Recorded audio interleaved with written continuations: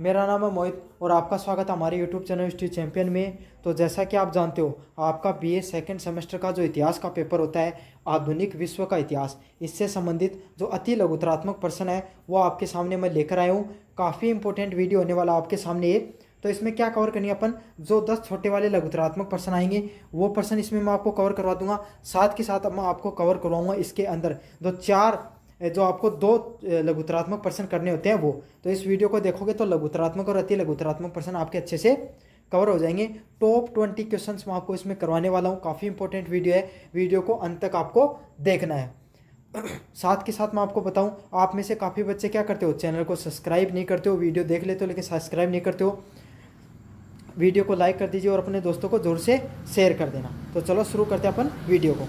पहला प्रश्न, गुट निरपेक्षता क्या होती है? तो जो गुट निरपेक्षता है वो 100 देखो क्या हुआ था शीत युद्ध में, जब आपको पता है 2 शक्तियों में बट गया था। एक तरफ सोवियत संघ था, दूसरी तरफ जो अमेरिका था। एक तरफ जो अमेरिका के साथ तरफ से लड़ने वाले लोग थे और दूसरी तरफ सोवियत संघ या आज के टाइम पे जो रूस है उसकी तरफ से लड़ने वाले देश थे। लेकिन भारत, जो उस समय भारत के जो प्रधानमंत्री थे जवाहरलाल नेहरू, उन्होंने अपनी एक कूटनीति चलाई कि हम किसी भी गुट के साथ नहीं होंगे, हम अपनी निरपेक्षता के साथ रहेंगे। मतलब हम ना तो अमेरिका का साथ देंगे और ना ही औपचारिक रूप से रूस का साथ देंगे, हम किसी का भी साथ नहीं देने वाले हैं। तो उस समय 3 देशों के सबसे बड़े नेता थे, जवाहरलाल नेहरू भारत के, ठीक है, और मिस्र के नासिर नेता और इंडोनेशिया के नेता। तो इन्होंने मिलकर, 3 देशों ने मिलकर एक गुट निरपेक्ष आंदोलन की एक शुरुआत करी, एक दल की शुरुआत करी, जिसमें अब लगभग 120 देश हैं वो ऐड हो चुके हैं। पहले इन तीन देशों ने इस ग्रुप की शुरुआत करी थी। इसकी जो मुख्य उत्पत्ति है वो अप्रैल 1945 में इंडोनेशिया के बोडुंग सम्मेलन में हुई थी। तो ये सबसे महत्वपूर्ण है। इनका जो मुख्य उद्देश्य है, ये प्रश्न वैसे भी काफी बार पूछा जा सकता है, गुट निरपेक्षता पर टिप्पणी कीजिए।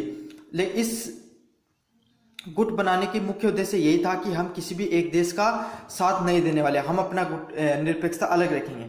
दूसरे वाला प्रश्न है, अफ्रीका में ब्रिटेन के 3 उपनिवेशों के नाम लिखिए। तो देखो सबसे पहले उपनिवेश क्या होते हैं, पहले मैं आपको वो बता देना चाहता हूँ।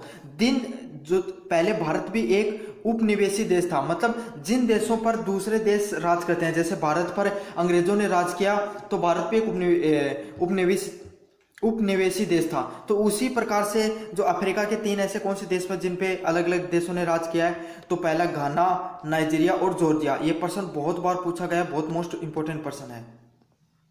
अब अगले नंबर क्वेश्चन है, लियोनार्डो द लिची के द्वारा 2 चित्रों के नाम बताइए। तो लियोनार्डो द लिची का प्रश्न इसी बार 2024 में सेकंड सेमेस्टर का एग्जाम हुआ था, अभी इसे राजस्थान यूनिवर्सिटी का, तो उसमें पूछा गया था। तो उसका क्या उत्तर होगा, मोनालिसा और द लास्ट सफर। तो ये मोस्ट इंपोर्टेंट क्वेश्चन है, इसको भी आपको करके जाना है। अगला प्रश्न है मेकियावेली। तो मेकियावेली के बारे में टिप्पणी कीजिए। तो मेकियावेली है ना, कौन था, जो एक बहुत ही राजनीतिक चिंतक रहा था। मतलब राजनीतिक चिंतन मतलब जिसने राजनीतिक विज्ञान के ऊपर अपने विचार रखे हों कि वर्तमान समय में कैसी राजनीति करनी चाहिए, कैसे क्या होना चाहिए। तो उनकी जो रचना है द प्रिंस, वो सबसे ज्यादा प्रसिद्ध रही है और उनकी कुटिल राजनीति के लिए वो सबसे ज्यादा प्रसिद्ध है। तो मेकियावेली का प्रश्न भी आया था। ये मोस्ट इंपोर्टेंट प्रश्न लिए गए हैं जो इस वीडियो में आपको दिखाए जा रहे हैं। 5वां नंबर क्वेश्चन है, समुद्री मार्ग की खोज के 2 परिणाम लिखे। तो समुद्री मार्ग की खोज के 2 परिणाम क्या लिखने। अब यह प्रश्न देखिए कितना इंपॉर्टेंट है, कितनी बार अलग अलग यूनिवर्सिटी में पूछा गया है। तो समुद्री मार्ग के खोज के क्या परिणाम हुए भाई। एक तो सबसे बड़ी बात है, यूरोप है वो वाणिज्य व्यापार का विकास हुआ। क्या हुआ, यूरोप के लोग अलग अलग देशों की खोज करने लगे। जैसे वो भारत के अंदर आए तो भारत से मसाले व कपास लेकर गए, उधर वो अमेरिका की तरफ गए तो वहां से खनिज वगैरह लेकर आए, अफ्रीका में गए तो वहां पर उनके पास बहुत ज्यादा बहुमूल्य रत्न व खनिज थे। तो उनको जो व्यापार था, उनके पास जो चीजों की कमी थी, वो उनका क्या हुआ, उनका विकास हुआ। साथ के साथ इन्होंने अपनी जो जहाज सेना है, वो नौसेना का इन्होंने विकास किया, बहुत ही विकसित अपनी सेना बना ली। इससे उन्होंने पूरी दुनिया पर राज किया। अगला क्वेश्चन है, जेसूट जो प्रोटेस्ट धर्म से आप क्या समझते हो और इसके संस्थापक कौन थे। तो देखो, प्रोटेस्ट धर्म व धर्म सुधार आंदोलन का विरोध तथा कैथोलिक धर्म के प्रचार करने में जेसुइट संगठन की स्थापना हुई थी। तो देखो, जो आप सब जानते हो, जो मार्टिन लूथर है उसके द्वारा प्रोटेस्टेंट जो धर्म है उसकी शुरुआत करी गई, जो कैथोलिक धर्म का विरोधी था। लेकिन उसके बाद क्यों की गई मार्टिन लूथर में? इसलिए क्यों की गई क्योंकि बहुत ज्यादा पाखंडवाद फैल चुका था, बहुत ही ज्यादा मतलब लोग अंधविश्वासी हो चुके थे, पादरी है और जो पोप हुआ करता था वो भ्रष्टाचारी हो चुके थे। ठीक है, तो उसके बाद प्रोटेस्टेंट धर्म की शुरुआत हुई। जो कैथोलिक धर्म के जो विचार थे, जो पादरी है, जो पोप होता था, उनके विचारों से विरोधाभासी विचारधारा रखते थे और जो बाइबल को मानते थे, इन्होंने प्रोटेस्टेंट धर्म की स्थापना करी। लेकिन जो फिर क्या हुआ, कैथोलिक धर्म, उसमें भी धर्म सुधार होना शुरू हो गया और उसके लिए एक संगठन बनाया गया, जेसुइट संगठन। तो बहुत इंपॉर्टेंट क्वेश्चन है, काफी बार पूछा जा चुका है प्रश्न। अगला प्रश्न है, सर थॉमस मूर के बारे में आप क्या जानते हैं? अगर आप ये पीडीएफ डाउनलोड करना चाहते हो तो मैंने टेलीग्राम पे डाल दिया, आप वहां से जरूर से डाउनलोड कर लेना। अगला क्वेश्चन है, सर थॉमस मूर के बारे में आप क्या जानते हो? सर थॉमस मूर इंग्लैंड का प्रसिद्ध विद्वान था जिसने यूटोपिया नामक ग्रंथ की रचना की थी। तो जो सर थॉमस मूर है वो इंग्लैंड का एक प्रसिद्ध वैज्ञानिक रहा था जिसने यूटोपिया नामक ग्रंथ की रचना करी थी। अगला क्वेश्चन है, यंग इटली की स्थापना किसने की थी? तो ये भी देख सकते हो आप, शेखावट यूनिवर्सिटी में कितनी बार पूछा गया, 2019, 2020 में और उसके बाद में भी 2022 में भी इस प्रश्न को पूछा गया था। तो इटली के वक्त में जैसे भारत के स्वतंत्रता आंदोलन के अंदर भगत सिंह का योगदान रहता, वैसे ही इटली के एकीकरण के अंदर जो मैगजनी नामक एक युवक होता है, एक मतलब स्वतंत्रता आंदोलनकारी होता है, उसका योगदान रहता है। उसके द्वारा मार्सेल्स शहर में 1831 ईस्वी में यंग इटली नामक एक संस्था की स्थापना की गई थी और इस संस्था ने इटली के एकीकरण की बहुत महत्वपूर्ण भूमिका निभाई थी। यहाँ पर इन्होंने राष्ट्रीय स्वतंत्रता तथा प्रजातंत्र के विचारों का यहाँ पर इन्होंने प्रचार प्रसार किया। तो ये भी बहुत ज्यादा मोस्ट इंपॉर्टेंट क्वेश्चन है, आप अच्छे से इस क्वेश्चन को करके चले जाना। अगला क्वेश्चन है, मानवतावाद का क्या अर्थ है? तो आप सब जानते हो, जो जितने भी क्रांतिकारी आंदोलन हुए, जैसे अमेरिका की क्रांति हुई, फ्रांस की क्रांति हुई, वहां से एक नई विचारधारा निकल के आई, मानवतावाद। तो आप मानवतावाद से क्या समझते हो, इस पर आपको टिप्पणी करनी है। मानव जीवन में रुचि लेना, मानव जीवन की समस्याओं का समाधान ढूंढना व मानव जीवन को सुख व उन्नत बनाने का प्रयास करना ही मानवतावाद है। मतलब मानवतावाद का अर्थ यही होता है कि आप मानव, जो मनुष्य का जो जीवन है उसको उन्नत बनाना, उसकी जो समस्याओं का समाधान करना। पहले क्या हुआ करता था, सामंतवाद की जो विचारधारा होती थी, इसमें जो अमीर लोग या जो जमींदार लोग होते थे, वो अपने से नीचे जो कृषक या गरीब लोग होते थे उनको मनुष्य भी नहीं मानते थे, उन्हें एक तरीके से पशुवत आचरण किया जाता था। उसके बाद में जब सामंतवाद की विचारधारा को जब खत्म कर दिया गया, जमींदारवाद खत्म हो गया, तब मानवतावाद का विचारधारा निकल के आती है, जिसका अर्थ यही होता है कि हर मनुष्य के पास स्वतंत्र जीवन जीने का अधिकार है। हर व्यक्ति के कुछ मौलिक अधिकार भी होते हैं। तो जो मौलिक अधिकारों की जो विवेचना है वो आगे जाकर मानवतावाद से ही आगे जाकर मौलिक अधिकारों की विवेचना निकलती है। 10वां नंबर प्रश्न है, पुनः जागरण से आप क्या समझते हो? अब ये प्रश्न भी आप देख सकते हो, 2 बार पूछा गया अलग अलग यूनिवर्सिटी में। तो 14वीं शताब्दी से लेकर 17वीं शताब्दी तक यूरोप में सांस्कृतिक क्षेत्र में आश्चर्यजनक प्रगति हुई, जिसे क्या कहते हैं, पुनः जागरण कहते हैं। शॉर्ट एंड स्वीट भाषा में आपको बता देता हूं क्या होता है। 14वीं शताब्दी के आसपास जो ईसाई धर्म होता है यूरोप के अंदर, उसमें बहुत ज्यादा पाखंडवाद फैल जाता है, बहुत ज्यादा अंधविश्वास फैल जाता है। जो पादरी होते हैं, कैथोलिक धर्म के पादरी होते हैं, जिनको पोप बोला जाता है, सबसे बड़े धर्मगुरु होते हैं कैथोलिक धर्म के, ईसाई धर्म के, वो क्या बहुत ज्यादा भ्रष्टाचार करने लग जाते हैं। तो उसी के विरोध में जो पुनः जागरण आंदोलन की शुरुआत होती है, जहां शिक्षा में, विज्ञान में, साहित्य में, हर क्षेत्र में विकास होता है। और इसी पुनः जागरण आंदोलन ने यूरोप की जो कायाकल्प पलट दी और उसके बाद में जो यूरोप है उसने पूरी दुनिया के ऊपर राज किया। तो जो आप देखते हो, जो पुर्तगाली कंपनी और जो ईस्ट इंडिया कंपनी या फिर अलग अलग जो नीदरलैंड की कंपनी जो पूरी दुनिया में जाकर व्यापार करती हैं, उसके पीछे जो मुख्य कारण जो रहता है वो कौन सा था? पुनः जागरण आंदोलन ही था। अब काफी बच्चों का सवाल यही रहता है कि सर हमें जो हिस्ट्री से संबंधित जो निबंधात्मक प्रश्न है वो कहाँ से करने हैं। तो मैं अभी बता दूंगा आपको कहाँ से करने हैं। आपको सबसे पहले यूट्यूब पे जाके सर्च करना है यूनिवर्सिटी चैंपियन। तो आपने जैसे सर्च करोगे तो स्पेलिंग यही आप अच्छे से देख लेना, यूनिवर्सिटी चैंपियन। जैसे आप सर्च करोगे तो आपको वहाँ पे क्लिक करना है। आपने जैसे क्लिक करोगे तो सर्च होगा, तो आपके सामने देखो ऐसा इंटरफेस आएगा। तो खुलेगा, सबसे पहले देखो इतिहास का जो वीडियो है ये अभी मैंने डाला है थोड़ी देर पहले, जो पूरा सॉल्यूशन के साथ। तो आप यहाँ पे क्लिक करोगे तो यहाँ पे मैंने प्लेलिस्ट बना रखी है। प्लेलिस्ट वाले सेक्शन में जाओगे, चैनल को सब्सक्राइब जरूर से कर देना। बीए सेकंड सेमेस्टर आधुनिक विश्व का इतिहास, इसमें अभी तो सिर्फ 2 ही वीडियो हैं, ये दोनों वाले। आगे जाकर इसमें मैं कम से कम 5 से 6 वीडियो और आने वाले हैं, अभी डाल दिए जाएंगे थोड़ी देर में। डाल तो पहले से रखें। यहाँ पर आपके सारी चीज़ें मिल जाएंगी, मोस्ट इंपोर्टेंट क्वेश्चन सभी चीज़ें यहीं पे मिल जाएंगी। अब अगला क्वेश्चन पढ़ते हैं स्वेज नहर। तो स्वेज नहर का प्रश्न भी काफी बार पूछा जा चुका है। देखो स्वेज नहर क्या होती है, भूमध्य सागर व लाल सागर के बीच में स्वेज नहर है, वो यहाँ पे लाल सागर है और यहाँ पे भूमध्य सागर है, तो इनके बीच से निकलती है, जिसका निर्माण 1858 में फ्रांसीसी फर्डिनेज के द्वारा किया गया था। आज यह लगभग 168 किलोमीटर लंबी, 60 मीटर चौड़ी व 64.5 मीटर गहरी है। देखो ये क्वेश्चन ऐसे ने पूछकर 2024 का जो पेपर हुआ था बीए सेकंड सेमेस्टर का, उसमें पूछा गया था फर्नांडीज कौन था। तो फर्नांडीज था वो स्वेज नहर का निर्माता था। और स्वेज नहर वो कहाँ से निकलती है, लाल सागर व भूमध्य सागर के बीच से निकलती है। अगले वाला प्रश्न है पुनर्जागरण आंदोलन। पुनर्जागरण आंदोलन में स्थापत्य कला का सर्वश्रेष्ठ नमूना है कौन से भवन है जिसका निर्माण हुआ था। तो पुनर्जागरण स्थापत्य कला के अंदर जो रोम में निर्मित संत पीटर का जो गिरजाघर है, ये क्वेश्चन काफी बार पूछा गया है। जो संत पीटरसन का जो गिरजाघर है जिसे माइकल एंजेलो तथा राफेल ने बनाया था। तो इस बार ये प्रश्न कैसे पूछा गया था, माइकल एंजेलो पर टिप्पणी कीजिए। तो माइकल एंजेलो किसने, कौन था, जो एक बहुत बड़ा प्रसिद्ध चित्रकार व भू निर्माण करता था, स्थापत्य कला का निर्माण करता था, जिसने सेंट पीटर का गिरजाघर बनाया था। तो ये प्रश्न उल्टे भी पूछे जा सकते हैं। ये 2024 में पूछा गया प्रश्न है राजस्थान यूनिवर्सिटी के अंदर। लियोनार्डो द विंची के 2 प्रसिद्ध चित्रों के नाम बताइए। तो लियोनार्डो द विंची के द्वारा मोनालिसा द लास्ट सफर नामक 2 प्रसिद्ध चित्र बनाए गए हैं। 14 नंबर क्वेश्चन है यूथोपिया के रचयिता कौन है और वो कहाँ के निवासी था। तो यूथोपिया का जो रचयिता है उसका कौन था, थॉमस मूर था, और वो कहाँ का निवासी था, वह इंग्लैंड का निवासी था।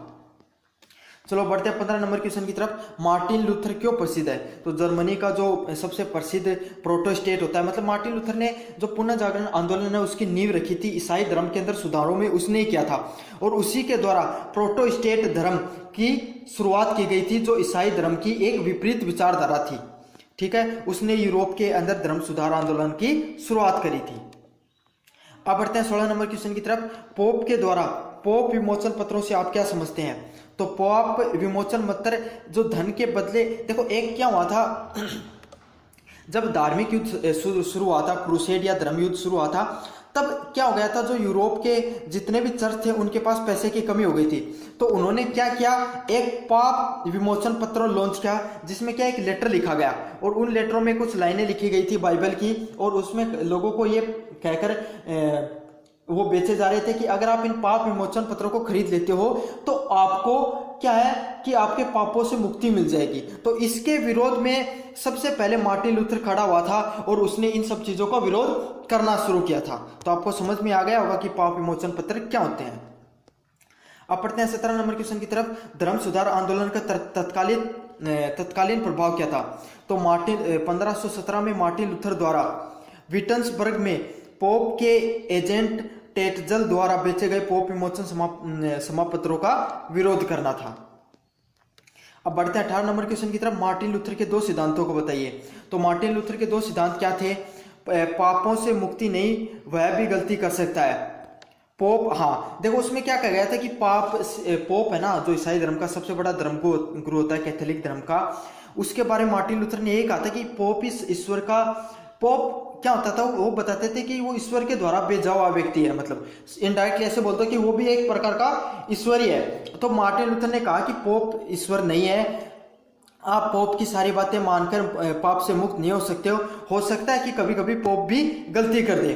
दूसरा नंबर क्वेश्चन है, मुक्ति केवल ईश्वर कृपा से ही मिल सकती है। मतलब अगर आपको मुक्ति चाहिए तो आपको क्या करनी पड़ेगी, भगवान की भक्ति करनी पड़ेगी, और भगवान की भक्ति से ही, ईश्वर की कृपा से ही आपको क्या हो सकती है, मुक्ति मिल सकती है।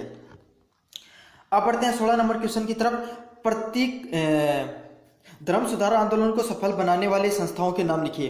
तो कौन से थी, ट्रेड काउंसिल, जेsuit संघ व धार्मिक न्यायालय। मतलब ये क्या हुआ था, ये प्रश्न बहुत ज्यादा इंपॉर्टेंट है, काफी बार पूछा जा चुका है। जब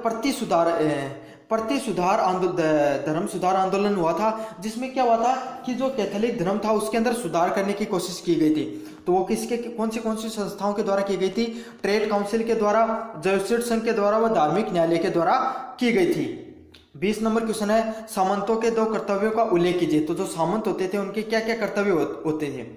सामंतों को अपने लॉर्ड के दरबार में उपस्थित होना पड़ता था तथा उसे अपने लॉर्ड को वित्तीय सहायता देनी पड़ती थी। अगला नंबर क्वेश्चन है, काली मौत क्या थी।